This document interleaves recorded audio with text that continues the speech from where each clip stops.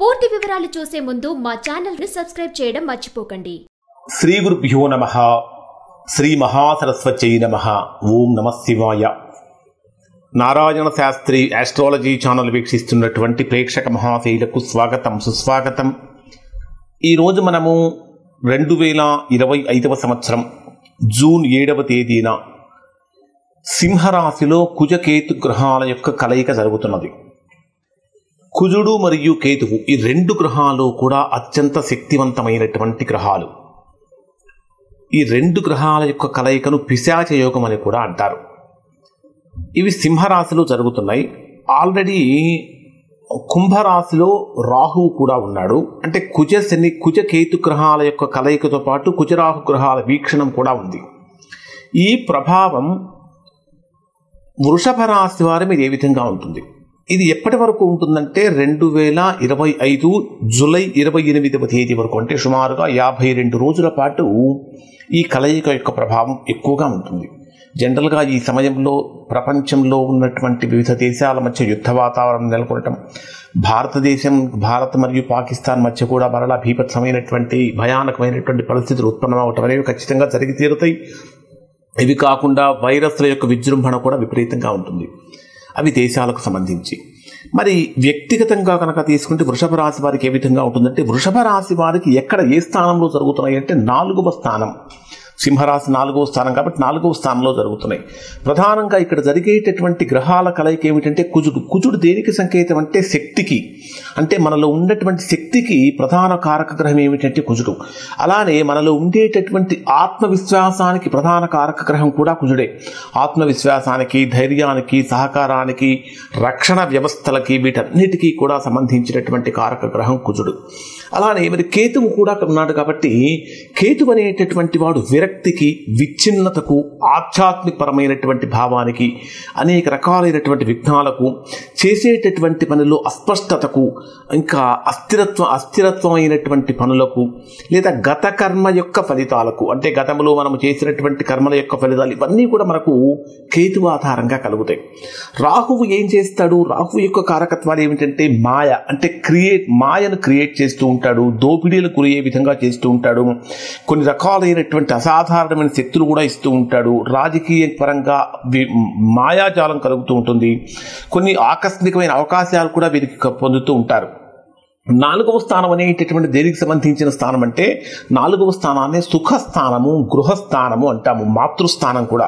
అంటే 4వ స్థానం సుఖస్థానం, గృహస్థానం కాబట్టి ఇంట్లో ఉండేటటువంటి ప్రశాంతతకు, వాహనాలకు సంబంధించినటువంటి విషయాలలో కానీ, స్థిరాస్తులకు సంబంధించినటువంటి విషయాలలో కానీ, తల్లికి సంబంధించినటువంటి ఆరోగ్యపరమైనటువంటి విషయాలలో కానీ, అలానే మనశ్శాంతికి సంబంధించినటువంటి విషయాలు, ఇవన్నీ కూడా మనకు 4వ స్థానాలు తెలియజేస్తాయి. కానీ వీటి వీక్షణం మీ జన్మరాశికి 10వ స్థానం మీద కూడా ఉంది కదా. 10వ స్థానం అంటే కర్మస్థానం అంటారు. అంటే వృత్తికి, ఉద్యోగానికి, పేరు ప్రఖ్యాతులకు, ప్రతిష్టలకు, పెద్దవాళ్ళతో మంచి రిలేషన్స్కి, సామాజిక పరమైనటువంటి అంశాలకు, వీటన్నిటికీ కూడా సంబంధించిన స్థానం. అంటే ఇప్పుడు మనం గ్రహకారకత్వాలను పరిశీలించిన తర్వాత అలానే భావకారకత్వాలను కూడా, గ్రహకారకత్వాలంటే కుజకేతు రాహుగ్రహాలు, భావకారకత్వాలంటే 4వ స్థానంలో ఉన్నటువంటి కారణం చేత 4వ భావం వేటిని చూపిస్తుంది అనేటటువంటి దానికి సంబంధించినటువంటి విషయాలను మనం పరిశీలించిన తర్వాత వృషభ రాశి వారికి 1 by 1 పాయింట్ బై పాయింట్ కనుక మనం ఎనలైజ్ చేసుకుంటూ వస్తే, కుజకేతు గ్రహాల యొక్క కలయిక మీ జన్మరాశికి 4వ స్థానంలో జరుగుతున్నటువంటి కారణం చేత వృషభ రాశి వారు గృహ వాతావరణాన్ని ఉద్రిక్తంగా మార్చుకోకూడదు. అంటే అత్యంత ప్రశాంతంగా, శాంతంగా ఉండేటటువంటి విధంగా ఉంచుకోవాలి. అంటే చిన్న విషయాలను పెద్ద తగాదాలుగా మార్చుకోకుండా ఉండటం అనేది వృషభ రాశి వారికి ప్రధానంగా చెప్పదగినటువంటి సూచన. అలానే చతుర్థ స్థానంలో పిశాచ యోగం అనేటటువంటిది ఏర్పడినప్పుడు ఈ కుజకేతు గ్రహాల యొక్క కారణం చేత తల్లి యొక్క ఆరోగ్యం మీద ఎక్కువగా దృష్టి పెట్టాలి. ఎవరైతే వృషభ రాశిలో జన్మించినటువంటి వారి యొక్క తల్లి ఆరోగ్యంలో చిన్న ఇబ్బందులు కనుక ఫేస్ చేస్తూ ఉంటే వాటికి సంబంధించినటువంటి తక్షణం జాగ్రత్తలు పాటించాలి. వైద్యుల యొక్క సూచనలు, సలహాలు తీసుకుంటూ ఉండాలి అని చెప్పాలి. స్థిరాస్తులకు సంబంధించినటువంటి విషయాల్లో ఊహించినటువంటి మలుపులు తిరుగుతూ ఉంటాయి, ఊహించినటువంటి వివాదాలు ప్రమాదాలు కలుగుతూ ఉంటాయి. అనుకోనటువంటి సమస్యలు కూడా తలెత్తే అవకాశం కనిపిస్తూ ఉంటుంది. అలానే కుటుంబంలో ఉండేటటువంటి మహిళలతో కూడా సమస్యలు అనేటటువంటివి వచ్చే అవకాశం ఉంటుంది. అంటే మహిళా సంబంధమైన సమస్యలు, స్త్రీ మూలకమైన సమస్యలు అనేటటువంటివి కూడా వృషభ రాశి వారు పొందే అవకాశం ఉంటుంది. కాబట్టి కొన్ని జాగ్రత్తలు పాటించండి. ఇక్కడ మనం ఈ వీడియోలో ఈ అన్ని వివరాలు చెప్పిన తర్వాత దీనికి సంబంధించినటువంటి ఫైనల్ కంక్లూజన్, దాంతోపాటు పరిహారాలు కూడా ఎటువంటి పరిహారం చేసుకుంటే ఈ యోగం యొక్క పిశాచ యోగం యొక్క ప్రతికూలమైనటువంటి ఫలితాలు తొలుగుతాయి అనేటటువంటి విషయం కూడా మీకు తెలియజేస్తాను. 4వ స్థానం అనేటటువంటి వాహనానికి సంబంధించినటువంటి స్థానం కూడా కాబట్టి వాహనాల విషయంలో వృషభ రాశి వారు చాలా అప్రమత్తంగా ఉండాలి. డ్రైవింగ్ విషయంలో చాలా జాగ్రత్తగా ఉండాలి. ఎందుకంటే ప్రమాదాలు పెరిగే అవకాశాలు ఉంటాయి. ఊహించినటువంటి రిపేర్లు పెరుగుతూ ఉంటాయి. అవి ఇంటికి సంబంధించిన రిపేర్లు కావచ్చు, వాహనాలకు సంబంధించినటువంటి రిపేర్లు కానీ పెరుగుతూ ఉంటాయి. అవి అంటే కొన్ని ఖర్చులు అనివార్యంగా మారుతూ ఉంటాయి. మనం వాటిని తగ్గించలేనటువంటి పరిస్థితి ఖర్చులు చేరుతూ ఉంటాయి. కాబట్టి అటువంటి విషయాలలో ముందుగానే జాగ్రత్తలు పాటించాలి. అలానే ఆస్తులు కొనుగోలు చేయాలన్నా లేదా విక్రయించాలన్నా, అంటే అమ్మాలన్నా కూడా వాటిట్లో కూడా కొన్ని సమస్యలు అనేటటువంటి కలిగే అవకాశం ఉంది. ముఖ్యంగా చతుర్థంలో కేతువు యొక్క ప్రభావం ఉన్నప్పుడు న్యాయపరమైనటువంటి చిక్కులు పొందేటటువంటి అవకాశము వృషభ రాశి వారికి ఎక్కువగా ఉంటుంది. సరే, ఇవి చెప్పుకున్నాం. వీటి తర్వాత మానసికంగా ఏ విధంగా ఉంటుందంటే, అంటే మానసికమైన ప్రశాంతతకు సంబంధించిన స్థానం కూడా కాబట్టి కేతువు వల్ల మనోభావాలు అనేటటువంటి అస్థిరంగా ఉంటాయి. స్థిరమైనటువంటి మనోభావాలు ఉండవు. జనరల్గా 4వ స్థానంలో ఉండేటటువంటి కుజుడు రెచ్చగొట్టేటటువంటి విధానాన్ని అమలు చేస్తూ ఉంటాడు. దాంతో మానసికమైన ఒత్తిడి పెరుగుతూ ఉంటుంది. ఏదో తప్పు చేశామనేటటువంటి అపరాధ భావన కూడా పెరుగుతూ ఉంటుంది. కొన్ని విషయాలలో అసంతృప్తి కూడా బాగా పెరుగుతూ ఉంటుంది.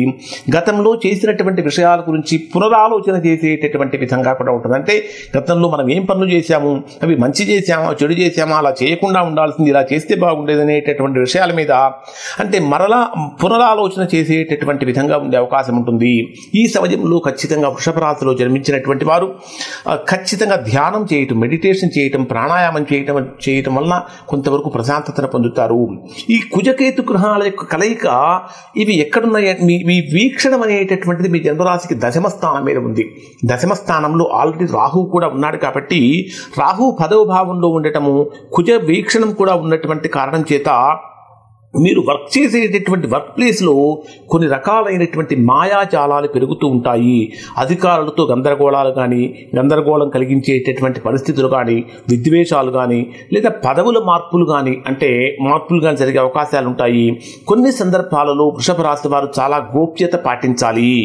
ఇంకా చెప్పాలంటే నిరుద్యోగులకు ఆకస్మికమైనటువంటి అవకాశాలు వచ్చినప్పటికీ అవి చాలా కన్ఫ్యూజన్ మోడ్లోకి వెళ్ళిపోతూ ఉంటాయి.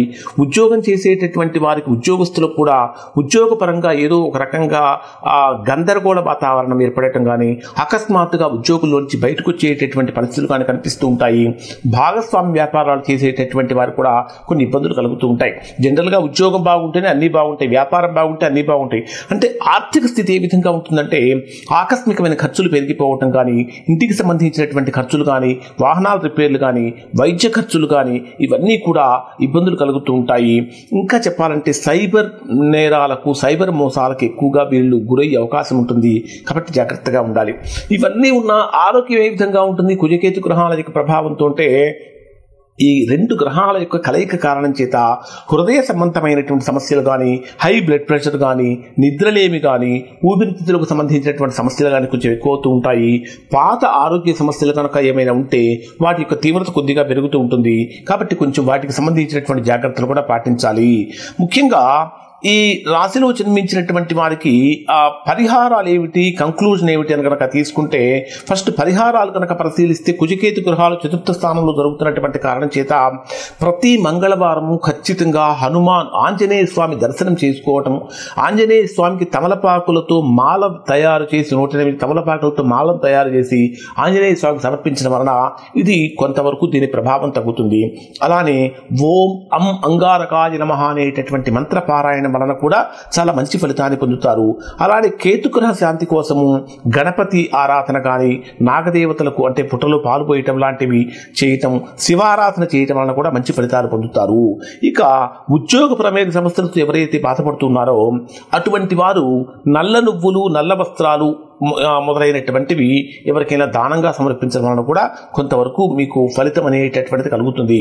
ఓవరాల్గా కనుక పరిశీలించినట్లయితే 52 రోజుల కాలం అనేటటువంటిది వృషభ రాశి వారికి మానసికంగా కానీ, కుటుంబ పరంగా కానీ, వృత్తిపరంగా కానీ, ఆర్థిక పరంగా కానీ పరీక్షా కాలం అనేటటువంటి విధంగా ఉంటుంది.